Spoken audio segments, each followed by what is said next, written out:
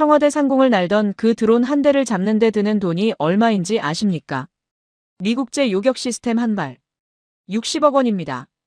그런데 북한 드론의 제작비는 고작 3천만 원이었습니다. 2,000배 차이입니다. 중동 어느 나라는 단 사흘 만에 방공 비용으로 12조 원을 썼습니다. 하루 400대씩 날아오는 드론을 막느라 국가 예산이 녹아내린 겁니다. 미사일 공장은 한 달에 겨우 7발밖에 못 만드는데 적은 매일 수백 대를 날립니다. 계산이 안 되는 전쟁이었습니다. 세계 최강 미군도 철의 돔을 가진 이스라엘도 이 공식 앞에선 무릎을 꿇었습니다. 그런데 한국이 판을 뒤집었습니다. 레이저 한 발에 2,000원, 볼펜 한 자루 값으로 드론을 하늘에서 태워버리는 무기를 만든 겁니다. 미국보다 빠르게, 이스라엘보다 1년 먼저 세계 최초로 실전 배치했습니다. 볼펜 한 자루 가격인 2,000원. 무려 300만 배의 격차를 뒤집은 그 놀라운 반전이 지금 바로 공개됩니다. 잠깐만요. 혹시 지금 어디서 듣고 계신가요? 구독과 좋아요 미리 눌러주시면 건강하고 행복한 기운 듬뿍 받으실 거예요. 저는 그날 밤 ADD 지하시험동에서 모니터를 응시하고 있었습니다. 새벽 3시. 차가운 공기가 실험실 바닥을 기어다니고 있었죠. 냉각 장치가 일정한 간격으로 웅웅거리며 돌아갔습니다. 연구원들이 남긴 종이컵엔 식은 커피가 반쯤 남아 있었고 바닥엔 케이블이 뱀처럼 엉켜 있었어요. 하지만 저는 그 어떤 것도 신경 쓰지 않았습니다. 화면 속 작은 표적 하나. 그것만이 제 세상의 전부였죠. 나중에 알게 된 이야기지만 바로 그 시각 서울 남쪽 공군기지에선 다른 일이 벌어지고 있었습니다. 활주로 위로 거대한 수송기가 내려앉고 있었죠. 새벽 안개를 밀어내며 착륙하는 소리는 낮게 깔렸지만 분위기는 이상할 만큼 조용했다고 합니다. 병사들은 말을 아꼈어요. 누구 하나 큰 소리로 명령하지 않았는데도 모두가 알고 있었죠. 지금 옮기는 것이 단순한 장비가 아니라는 걸요. 발사대가 분해됐습니다. 레이더가 컨테이너 속으로 들어갔어요. 통제 장비도 하나씩 철수했죠. 한반도 하늘을 지키던 방패의 일부가 그렇게 사라지고 있었던 겁니다. 철제 걸쇠가 잠길 때마다 누군가는 이를 악물었을 거예요. 장비가 떠나는 소리는 생각보다 무거웠다고 합니다. 굴러가는 바퀴 소리, 체인 걸리는 금소금, 야간등 아래서 반짝이는 경고 표지. 말보다 침묵이 더 불안했던 밤이었죠. 국가안보실의 오현주 비서관은 그 장면을 화면으로 봤다고 합니다. 보고서는 건조했어요. 동맹 자산의 일시적 재배치. 하지만 그녀는 그 문장 안에 숨어있는 진짜 뜻을 알았습니다. 필요할 때 남의 방패는 떠난다는 것. 그때 비는 자리를 누가 메우느냐가 진짜 주권이라는 것을요. 그녀는 즉시 상황회의를 소집했습니다. 하지만 회의실의 공기는 더 답답했어요. 누군가는 일시적 조정이라고 말했고 누군가는 확대 해석은 금물이라고 했죠. 그러나 오현주의 시선은 벽면 전광판의 서울 지도에서 떨어지지 않았습니다. 저 수많은 불빛 아래에 사람이 살고 있었어요. 아이들이 자고 있었고 출근할 사람들이 있었고 아파트 창문마다 가족이 있었습니다. 저는 그런 사정을 전혀 몰랐습니다. 지하 실험동엔 뉴스도 전화도 없었으니까요. 그저 모니터 속 숫자들과 씨름하고 있었죠. 레이저 출력 안정성, 표적 추적 오차율, 냉각 시스템 효율. 모든 게 완벽해야 했습니다. 한치의 흔들림도 용납할 수 없었어요. 그때였습니다. 문이 열리며 차가운 공기가 밀려 들어왔죠.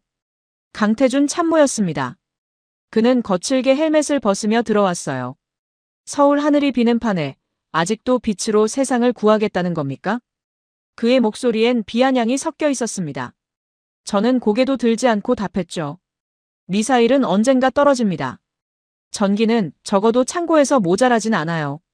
강태준이 웃었습니다. 하지만 그 웃음은 오래가지 않았어요. 그는 제 뒤로 와서 모니터를 봤습니다. 화면 속엔 작은 드론 모형이 떠 있었고 레이저가 그것을 정확히 추적하고 있었죠. 오차 범위는 0.3mRadian 이하. 바람이 불어도 표적이 흔들려도 레이저는 정확히 한 점을 물고 있었습니다. 이게 진짜 되긴 됩니까? 강태준의 목소리가 조금 달라졌어요. 저는 처음으로 그를 봤습니다. 될 거예요. 반드시요. 그의 눈빛이 복잡했습니다. 믿고 싶지만 믿기 어렵다는 표정이었죠. 그는 과거 청와대 상공을 날던 드론을 기억하는 사람이었습니다. 그날 아무것도 못했던 자신의 손을 기억하는 사람이었어요. 서진 박사. 그가 낮게 말했습니다. 이번엔 정말 우리 손으로 막아야 합니다. 저는 고개를 끄덕였습니다. 더 이상 말이 필요 없었어요. 우리 둘 다 알고 있었으니까요. 이번이 마지막 기회일 수도 있다는 걸요. 그 무렵 화상 브리핑 화면 속에선 레이먼드 케인이라는 남자가 말하고 있었습니다. 나중에 그 영상을 봤죠. 백발의 신사. 완벽한 슈트. 절대로 목소리를 높이지 않는 타입이었어요. 현대방공은 신뢰성과 가격이 비례합니다. 그의 말은 교과서적으로 들렸습니다. 하지만 저는 그 문장 뒤에 숨은 뜻을 알았어요. 비싼 무기만이 진짜 무기다. 그게 그가 평생 믿어온 철학이었죠. 그리고 그 철학으로 세상을 지배해왔던 겁니다. 한국의 새 체계 따위는 장난감일 뿐이라고 그는 믿고 있었어요. 실험동을 나서자 새벽 공기가 폐를 찔렀습니다. 하늘은 아직 어두웠어요. 서울 어딘가에선 사람들이 자고 있었고 누군가는 야근을 끝내고 귀가하고 있었죠. 평범한 밤이었습니다. 하지만 저는 알고 있었어요. 이 평온이 얼마나 위태로운지를요. 그날 밤 택시 안에서 김도훈이라는 예비역은 라디오를 듣고 있었습니다. 해외 긴장 고조로 일부 동맹 자산 재배치. 아나운서의 목소리는 차분했어요. 하지만 김도훈의 손은 핸들을 꽉 쥐고 있었죠. 그는 젊은 시절을 떠올렸습니다. 군복 입고 미제 장비 취급서를 외우던 날들을요. 늘 남의 것에 기댔던 시절. 남의 허락을 기다려야 했던 시절. 그때도 지금도 가슴 한쪽이 허전했습니다. 이번에도 또 남이 지켜주길 기다리라는 건가. 그의 혼잣말은 빈 택시 안에 흩어졌습니다.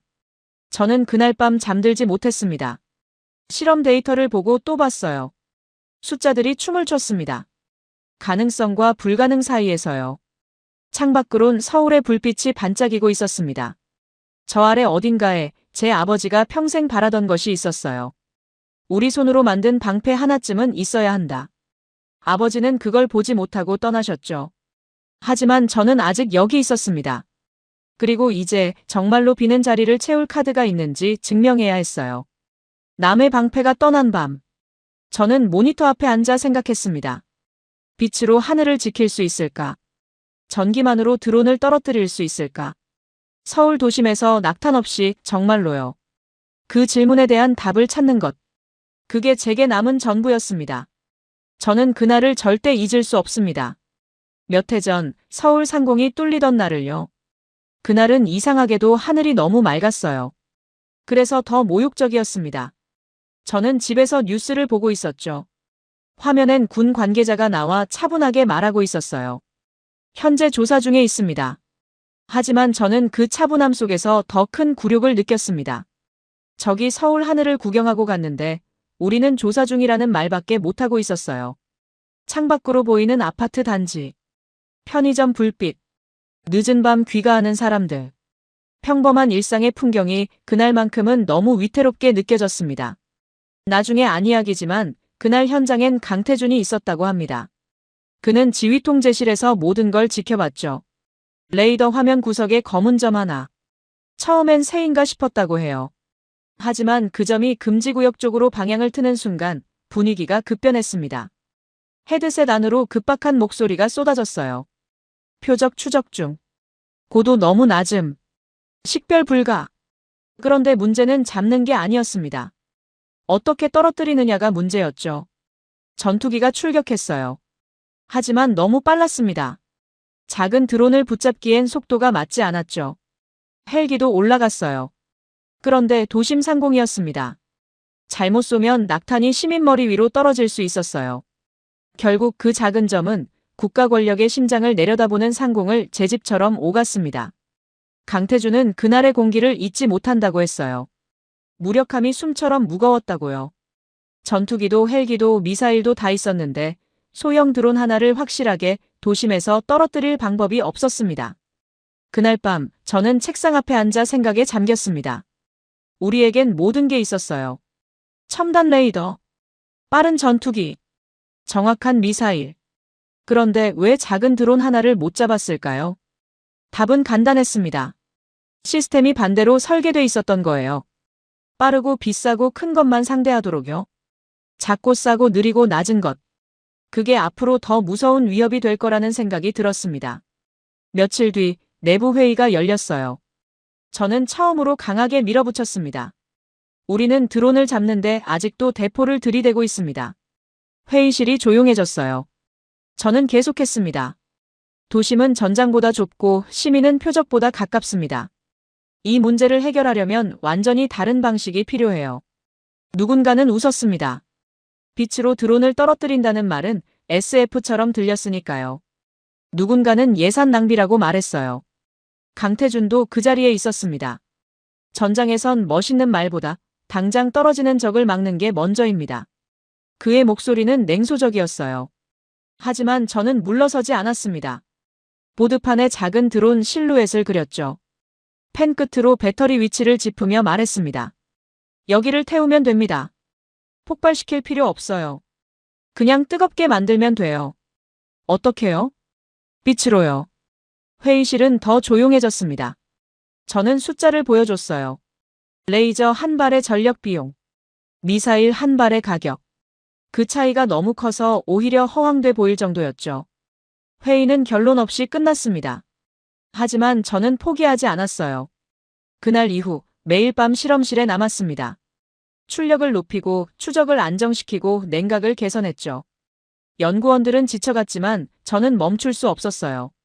바로 그 무렵 유럽에선 에밀리 하트라는 여자가 세미나에서 발표하고 있었습니다. 나중에 그 영상을 봤어요. 한국은 제조 능력은 좋지만 아직도 방공 철학은 수입품의 그림자 안에 있습니다. 그녀의 목소리는 차분했지만 단호했어요. 저는 그 말을 듣고 이를 악물었습니다. 틀린 말이 아니었으니까요. 하지만 바로 그렇기 때문에 더 증명하고 싶었습니다. 우리가 그림자 안에만 있는 게 아니라는 걸요. 어느 날 밤 강태준이 실험실에 찾아왔어요. 술 냄새가 났습니다. 그는 벽에 기대서서 말했죠. 서진 박사, 그날 알아요? 청와대 상공 말입니다. 저는 고개를 끄덕였어요. 저도 그 하늘 아래 있었습니다. 그의 목소리가 떨렸어요. 장갑 낀 손이었는데도 왜 그렇게 맨손 같았는지 모르겠어요.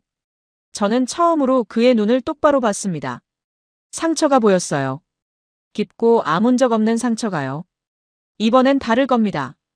제가 말했어요. 다음엔 빛으로 응답할 거예요. 강태준은 한참을 저를 봤습니다. 그리곤 천천히 고개를 끄덕였죠. 믿는다는 뜻인지 믿고 싶다는 뜻인지는 알 수 없었어요. 하지만 그날 이후 그의 태도가 조금 달라졌습니다. 완전히 믿지는 않았지만 적어도 방해하지는 않았어요.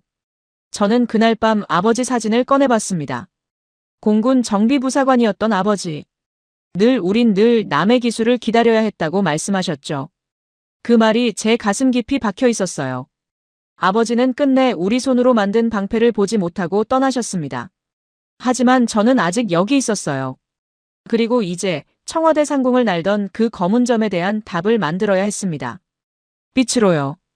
소리 없이, 낙탄 없이, 정확하게요. 그게 제가 선택한 복수였습니다. 중동의 밤하늘은 언제나 먼저 붉어진다고 합니다. 파르하드 나세리는 전황지도 앞에 서서 공습 경로를 보며 미소 지었죠. 저는 나중에 그 인물에 대한 정보를 접했어요. 드론 포화전 전략가. 그의 철학은 단순했습니다. 상대를 폭발로 무너뜨리는 게 아니라 비용으로 질식시키는 것. 값싼 자폭 드론. 다량 발사. 반복 타격. 그는 부하에게 말했다고 해요. 이 전쟁은 누가 더 강하냐가 아니라 누가 더 오래 버티느냐의 싸움이다. 그들은 한 발 쏠 때마다 피를 흘린다. 실제 전장 데이터를 보면서 저는 소름이 돋았습니다. 값싼 드론대가 밤바람을 타고 날아오고 있었어요. 이를 막기 위해 고가의 방공 자산이 연쇄적으로 점화됐죠.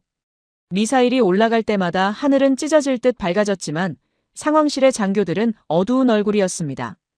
한 발 한 발이 너무 비쌌어요. 창고는 무한하지 않았고요. 에밀리 하트는 그 전장 데이터를 분석하면서 처음으로 이상함을 느꼈다고 합니다. 숫자가 맞지 않았던 거예요. 상대는 싸구려 부품으로 무리를 날리는데 방어 쪽은 값비싼 자산을 태워가며 대응하고 있었죠. 이건 기술력의 문제가 아니었어요. 공식 자체가 틀렸을 수 있다는 뜻이었습니다. 그 무렵 워싱턴의 조용한 회의실에선 레이먼드 케인이 투자자들에게 말하고 있었어요. 일시적 과소비일 뿐입니다. 고급 방공체계는 대체 불가능합니다. 그의 말투는 지나치게 단단했어요. 오히려 불안이 묻어났죠. 그는 한국의 신형 레이저 체계 자료가 특정 동맹국들 사이에서 돌고 있다는 보고를 받았습니다. 곧바로 지시했어요. 실전성, 기상 제한, 다중 표적 대응 한계를 부각시켜라. 그건 아직 쇼케이스일 뿐이라고. 저는 그 정보를 나중에 들었습니다. 분노보다는 오히려 확신이 들었어요. 그들이 두려워하고 있다는 뜻이었으니까요. 서울로 돌아오면 오현주 비서관은 점점 더 노골적으로 질문받고 있었습니다. 정말 우리 손으로 공백을 메울 수 있습니까? 회의실마다 같은 주제가 오르내렸어요. 미국의 생산 지연, 고가 자산 재배치, 중동 긴장 고조. 모두가 불안했습니다. 그때 저는 단 한 장의 도표를 냈어요. 고가 미사일 한 발 가격 옆에 레이저 운용 전력 비용 추정치를 적었습니다. 숫자 차이가 지나치게 컸어요. 오히려 허황돼 보일 정도였죠. 누군가는 고개를 저었고 누군가는 믿지 않았습니다. 그런데 강태준이 처음으로 물었어요. 만약 그게 진짜라면 도심에서도 쓸 수 있습니까? 저는 짧게 답했습니다. 낙탄 없이요. 그 순간 회의실 공기가 달라졌어요. 가능성이 보이기 시작한 거죠. 바로 그날 오후 문가람을 처음 만났습니다. 한화 에어로스페이스에서 온 양산 책임 엔지니어였어요. 그녀는 현장복 차림으로 들어와 제 시제품을 한참 봤습니다. 연구소에서 되는 것과 공장에서 찍히는 건 다릅니다. 그녀의 첫마디였어요. 저는 받아쳤습니다. 찍을 수 있게 만들어달라고 당신 회사를 부른 겁니다. 문가람이 웃었어요. 하지만 비웃음이 아니었습니다.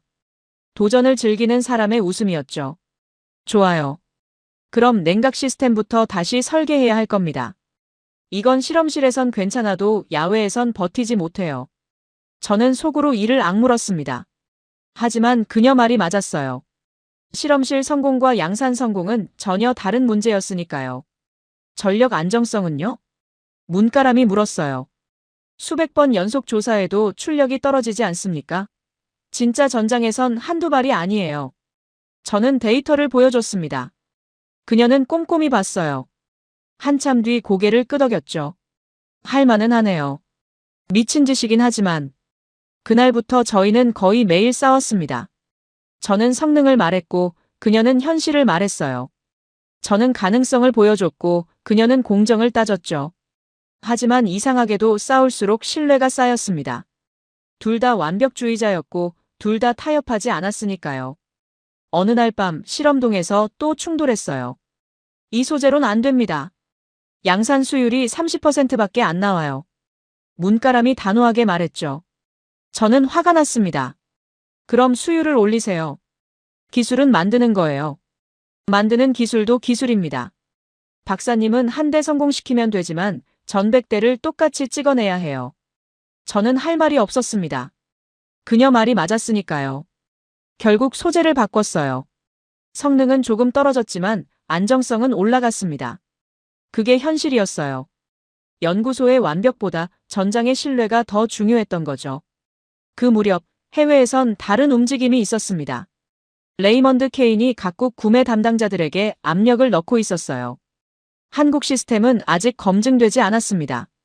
실전 배치 일정을 서두르면 위험합니다. 겉으론 조언처럼 들렸지만 사실상 방해였죠.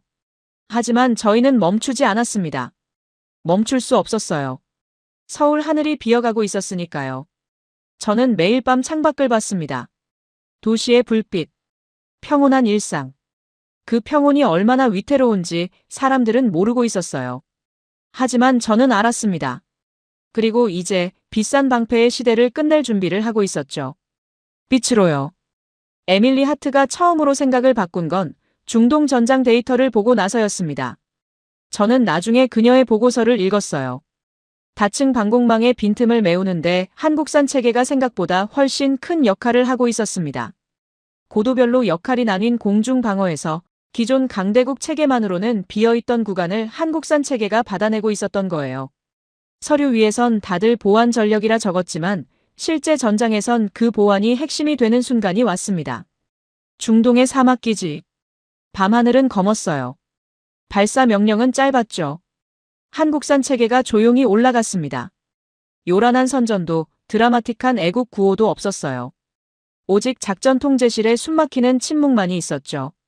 강태준은 국내에서 그 실전 영상을 보며 말없이 턱을 쥐었습니다. 표적이 한두 개가 아니었어요. 동시에 쏟아지는 위협 속에서 시스템이 흔들리지 않고 다음 표적, 또 그 다음 표적을 물고 갔습니다. 그의 눈빛이 처음으로 바뀌었어요. 이거 진짜네. 그 한마디엔 놀라움과 안도가 섞여 있었습니다. 에밀리 하트는 현지 관계자 인터뷰를 하면서 더 놀랐다고 해요. 그들은 처음엔 미국산만 원했다고 합니다. 하지만 이제는 한국산 일정이 당겨지길 바라고 있었어요. 이유는 단순했습니다. 값이 싸서만이 아니었어요. 실제 전투에서 함께 묶여 움직였기 때문이었죠. 한국 체계는 혼자 잘 싸운 게 아니었습니다. 다른 체계들과 정보를 주고받으며 빈칸을 막아냈어요. 이건 개발 철학의 차이였습니다. 혼자 빛나는 무기보다 한 팀으로 싸우는 무기. 저는 그 보고를 받고 가슴이 벅찼어요. 우리가 만든 게 진짜 사람을 살리고 있었으니까요. 하지만 레이먼드 케이는 분노했습니다. 그는 비공개 통화에서 말했다고 해요. 그건 운 좋은 사례일 뿐입니다. 반복 검증된 체계가 아니에요. 하지만 말끝이 점점 짧아졌다고 합니다. 구질서가 균열나는 소리를 본인만 가장 먼저 듣고 있었던 거죠. 문가람은 이 분위기를 놓치지 않았어요. 그녀는 한화 생산 라인에서 팀원들에게 말했습니다. 한번 인정받으면 그 다음은 속도입니다. 지금부터는 기술보다 공급이 전쟁이에요. 그 말은 아주 현실적이었어요. 뜨거운 생산동, 반복되는 조립, 냉각장치 시험, 오차를 잡기 위한 재가공, 야근 끝에 식어버린 도시락. 국뽕이 성공하려면 이런 공장 냄새와 금속성 현실이 섞여 있어야 했습니다. 저는 생산 라인을 방문했어요. 문가람이 안내했죠. 보세요, 박사님. 이게 현실입니다. 그녀가 가리킨 곳엔 수십 개의 부품이 늘어서 있었어요. 하나하나 검수하고 조립하고 시험하는 과정. 하나 틀리면 전체가 틀려요. 그래서 느린 겁니다. 저는 고개를 끄덕였습니다. 연구소의 성공과 공장의 성공은 정말 달랐어요. 하지만 바로 그렇기 때문에 문가람 같은 사람이 필요했던 겁니다. 어느 날 에밀리 하트가 한국을 방문했습니다. 처음엔 회의적이었다고 해요. ADD 시험장을 돌아보면서도 여전히 의심이 가득했죠. 하지만 직접 보고 나서 달라졌습니다. 시험 발사, 표적 추적, 정확한 격추. 모든 게 예상보다 안정적이었어요. 에밀리는 메모장에 뭔가를 적었습니다. 나중에 안 이야기지만 이렇게 적었다고 해요. 이건 무기를 과시하는 방식이 아니라 문제를 해결하는 방식이다. 강태준은 그날 에밀리와 짧게 대화했습니다. 어떻게 보셨습니까? 에밀리가 답했어요. 솔직히 놀랐습니다. 한국이 이렇게 빨리 여기까지 올 줄은 몰랐어요. 그 말엔 인정이 섞여 있었습니다. 하지만 저는 아직 웃지 못했어요. 중동에서 성공한 건 미사일 방공이었습니다. 드론은 여전히 다른 문제였죠. 회의실에서 저는 말했습니다. 미사일은 미사일대로 필요해요. 하지만 드론은 다른 언어로 잡아야 합니다. 오현주 비서관이 물었어요. 레이저 말입니까? 네. 빛으로요. 회의실이 조용해졌습니다. 이제 그들도 알고 있었어요. 한국 방공이 실전에서 인정받았지만 진짜 혁명은 아직 오지 않았다는 걸요. 그 혁명은 빛에서 시작될 거였습니다. 서울 도심을 낙탄 없이 지킬 수 있는 2,000원짜리 빛에서요. 저는 그날 밤 실험실로 돌아왔습니다. 모니터 속 숫자들이 춤을 췄어요. 이제 남은 건 그 빛이 진짜 하늘을 지킬 수 있느냐였습니다. 중동에서 한국 방패가 증명됐지만 드론 문제는 여전히 남아 있었어요. 하지만 저는 알고 있었습니다. 답은 이미 제 손 안에 있다는 걸요. 이제 그걸 하늘로 올릴 차례였습니다. 한국산 방패가 중동 하늘에서 성능을 증명해도 저는 웃지 못했습니다. 탄도미사일을 잘 막는 것과 값싼 드론대를 경제적으로 막는 건 전혀 다른 문제였으니까요. 저는 화이트보드에 두 숫자를 적었어요. 하나는 기존 요격수단의 비용. 다른 하나는 싸구려 드론의 생산 단가. 그 차이가 너무 컸습니다. 회의실은 잠시 조용해졌어요. 적은 이 숫자 차이를 무기로 쓰고 있었습니다. 하늘을 뚫는 게 아니라 방어하는 쪽의 심장과 재고와 예산을 찢고 있는 거였죠. 강태준이 실전파답게 물었어요. 좋습니다. 그럼 미사일 말고 뭘로 잡죠? 저는 답하기 전에 창밖을 봤습니다. 해질 무렵 서울의 빌딩 유리창에 붉은 빛이 반사되고 있었어요. 도심은 아름다웠습니다. 동시에 너무 복잡했죠. 어디에 떨어질지 모르는 파편. 잘못 발사된 탄약. 시민의 머리 위를 지나는 비싼 방어. 빛이요. 제가 말했습니다. 강태준은 어이없다는 듯 웃었지만 이번엔 예전처럼 비웃지 못했어요. 이미 그는 알고 있었으니까요. 상식대로만 싸우면 지는 시대가 왔다는 걸요. 유럽에선 에밀리 하트도 같은 고민에 닿고 있었습니다. 그녀는 세미나에서 기존 대드론 방어법들을 검토했어요. 전파교란, 기관포, 소형 요격 드론, 고가 미사일. 각각 장단점은 있었지만 도심 방어와 대량 대응, 비용 교환비를 동시에 만족시키는 답은 보이지 않았습니다. 그러다 한국의 천광 자료를 다시 보게 됐죠. 전기 기반, 낙탄 없음, 실전 배치형. 처음엔 선전 문구처럼 느껴졌던 단어들이 이제는 가장 현실적인 언어처럼 다가왔습니다. 그 무렵 파르하드 나세리는 보고를 받았어요. 한국이 레이저 대드론 체계 전력화를 서두르고 있다는 정보였습니다. 그는 처음엔 웃었다고 해요. 릿, 전쟁이 콘서트인가? 하지만 곧 표정이 굳었습니다. 만약 상대가 자신의 전략 핵심인 비용 소모전을 무력화한다면 자신이 믿어온 포화전 철학도 깨질 수 있었으니까요. 그는 더 많은 드론 실험을 지시했습니다. 전자전 지원, 기만 비행 패턴. 적도 바보가 아니라는 걸 저는 알고 있었어요. 문가람과 정하늘은 이때부터 본격적으로 움직였습니다. 문가람은 전력 안정성과 냉각 효율, 반복조사 내구성을 잡아야 했어요. 정하늘은 작고 불규칙하게 흔들리는 드론을 끝까지 따라가는 추적 알고리즘을 살려야 했죠. 저는 정하늘의 작업실을 방문했습니다. 그는 화면 앞에 앉아 코드와 씨름하고 있었어요. 안 돼요. 표적이 자꾸 프레임 밖으로 나가요. 그의 목소리엔 좌절이 섞여 있었습니다. 저는 그의 어깨에 손을 얹었어요. 레이저가 약한 게 아니에요. 우리가 먼저 눈을 놓치면 끝이죠. 정하늘이 고개를 끄덕였습니다. 그날 밤부터 그는 밤을 새웠어요. 추적 속도를 올리고 예측 알고리즘을 개선하고 흔들림 보정을 강화했습니다. 일주일 뒤 그가 찾아왔어요. 눈은 충혈돼 있었지만 표정은 밝았습니다. 됩니다. 이제 놓치지 않아요. 화면 속 작은 드론이 좌우로 흔들렸지만 레이저 조준점은 정확히 중심을 물고 있었어요. 0.1초 단위로 위치를 예측하고 보정하고 따라갔습니다. 저는 처음으로 웃었습니다. 잘했어요. 정하늘도 웃었어요. 하지만 곧 진지해졌죠. 이제 진짜 시험이 남았습니다. 맞았어요. 실험실에서 되는 것과 하늘에서 되는 건 달랐으니까요. 며칠 뒤 오현주 비서관이 찾아왔습니다. 윤 박사님, 일정을 당겨야 할 것 같습니다. 그녀의 목소리는 무거웠어요. 미국 자산 추가 이동 가능성이 제기됐어요. 공백이 더 커질 수 있습니다. 저는 손에 든 펜을 내려놨습니다. 아직 완벽하지 않아요. 완벽할 때까지 기다릴 시간이 없습니다. 오현주가 단호하게 말했어요. 저는 창밖을 봤습니다. 서울의 밤이 평온했어요. 하지만 그 평온이 얼마나 위태로운지 저는 알고 있었습니다. 알겠습니다. 시연 일정을 잡겠어요. 그날 밤 저는 팀원들을 모았습니다. 2주 뒤 야외 시험을 합니다. 실제 드론을 떨어뜨려야 해요. 모두가 긴장했어요. 하지만 아무도 물러서지 않았습니다. 우리 모두 알고 있었으니까요. 이번이 마지막 기회일 수도 있다는 걸요. 문가람이 말했습니다. 냉각 시스템 최종 점검하겠습니다. 정하늘이 말했어요. 추적 알고리즘 한 번 더 돌리겠습니다. 저는 고개를 끄덕였습니다. 우리가 만든 빛이 정말 하늘을 지킬 수 있는지 증명할 시간입니다. 그날 밤 집으로 돌아와 저는 아버지 유품 상자를 열었어요. 오래된 정비장갑, 누렇게 바랜 사진 한 장. 그 안에 짧은 문장이 적혀 있었습니다. 우리 손으로 만든 방패 하나쯤은 있어야 한다.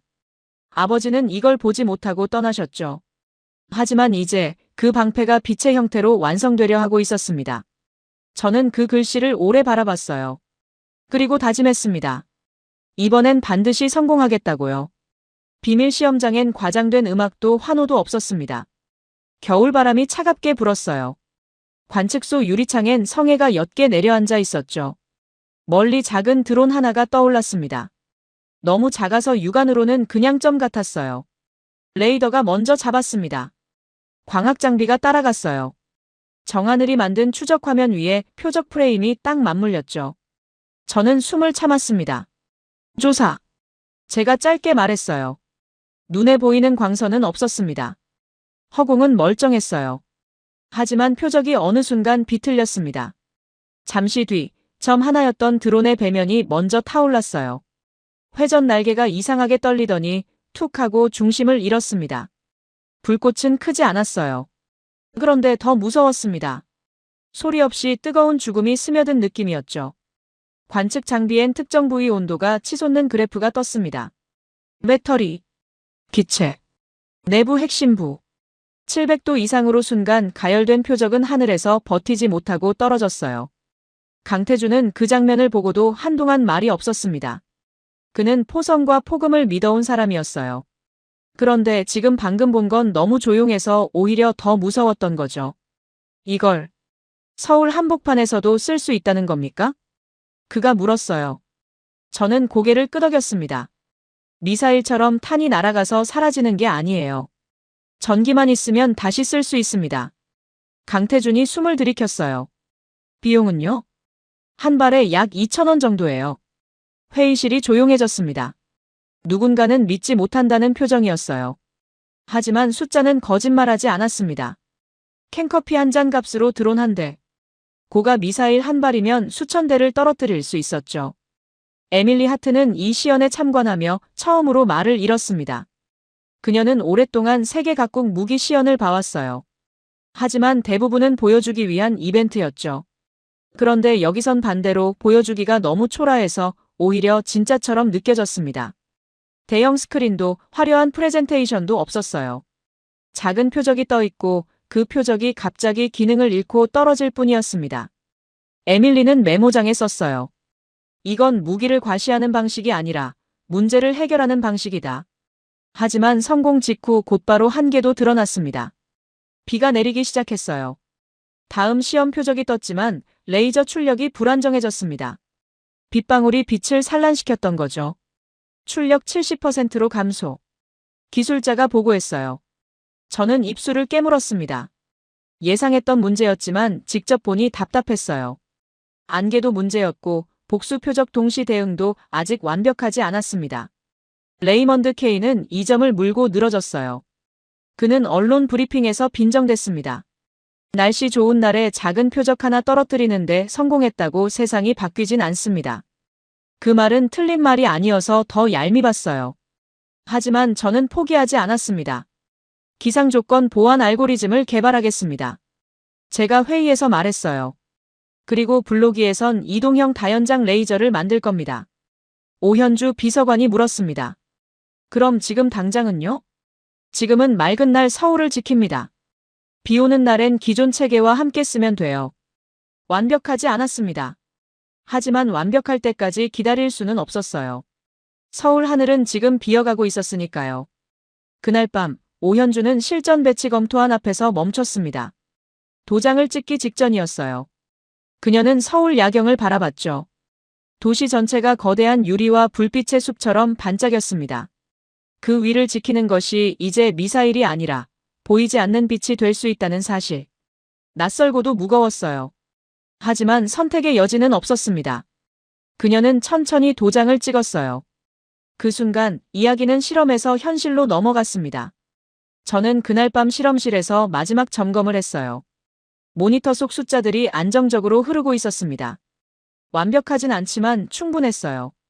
이제 이 빛은 하늘로 올라갈 것이고 서울을 지킬 것이었습니다. 보이지 않지만 확실하게요. 수방사 인근의 배치 현장은 생각보다 화려하지 않았습니다. 크레인이 장비를 조심스럽게 올렸어요. 기술자들은 마지막 케이블 연결과 정렬 작업을 반복했죠.